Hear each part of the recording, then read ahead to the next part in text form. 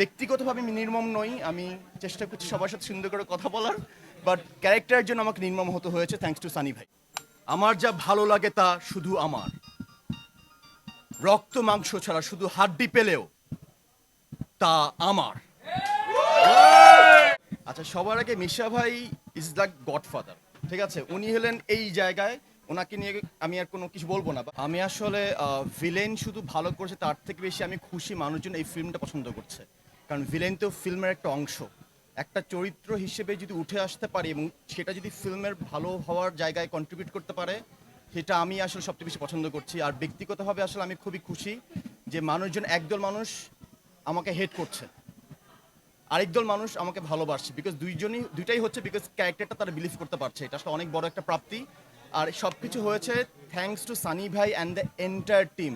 একটুকে রিপন ভাই বলছিলেন যে সানি ভাইয়ের ব্রিফ এত প্রিসাইজ, এত অ্যাকুরেট যে উনি একদম বলে দিয়েছে যে আমি এরকম একটা ক্যারেক্টার দেখছি জাজ, এটার লুক অ্যান্ড ফিল এরকম, ওর চিন্তাভাবনা এরকম, সে এইভাবে অ্যাকশন করছে, এরকম ভাবছে।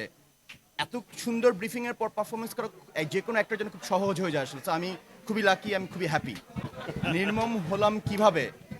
নির্মম হওয়ার জন্য এই ক্যারেক্টারটা ব্যাকগ্রাউন্ড অনেক হেল্প করেছে। ক্যারেক্টারটা কি দিয়ে গিয়েছে, যারা ফিল্মটা দেখেছেন তারা আসলে জানেন যে মানুষজন কখন একটা ভিন্ন দিকে তার মানসিকতা চলে যায়। সে হয়তো বা সাধারণ মানুষের মতো থাকে না, তার মানসিকতা পরিবর্তন ঘটে। সব কিছু ঘটে আসলে পরিবার থেকে শুরু হয়। সো সেই কনটেক্সটটা এগেন সানি ভাই আমাকে হেল্প করেছে বোঝার জন্য, আমি সেটা ধারণ করার চেষ্টা করেছি। ব্যক্তিগতভাবে আমি নির্মম নই। আমি চেষ্টা করছি সবার সাথে সুন্দর করে কথা বলার, বাট ক্যারেক্টারের জন্য আমাকে নির্মম হতে হয়েছে, থ্যাঙ্কস টু সানি ভাই।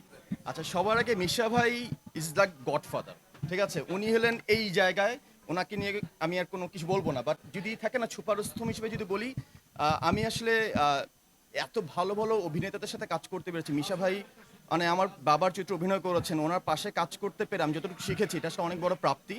আর যতটুকুই হোক এই ক্যারেক্টারটার ব্যাপ্তি আসলে বিষয় নিয়ে যেটা বলছিলাম, আমি যতটুকু কাজ করতে পেরেছি, থাকে না একজন অনেস্ট অ্যাক্টর হিসেবে পারফর্ম করতে পারা এবং মানুষ সেটা ভালোবাসতে পারছে, এর থেকে বড় অনুভূতি বা প্রাপ্তি আর কিচ্ছু নেই। আমি খুবই খুশি এটার জন্য। আমাদের নারী সহকর্মীরা আপনাকে খুব ভালো করে দেখতে চাইছেন এবং পাশাপাশি বলছেন আপনার একটা ডায়লগ তারা শুনতে চান, লাস্টের ডায়লগটা নাকি খুব ছিল। ও আচ্ছা, আচ্ছা ঠিক আছে। লাস্টের ডায়লগ লুকটা দিয়ে ওকে।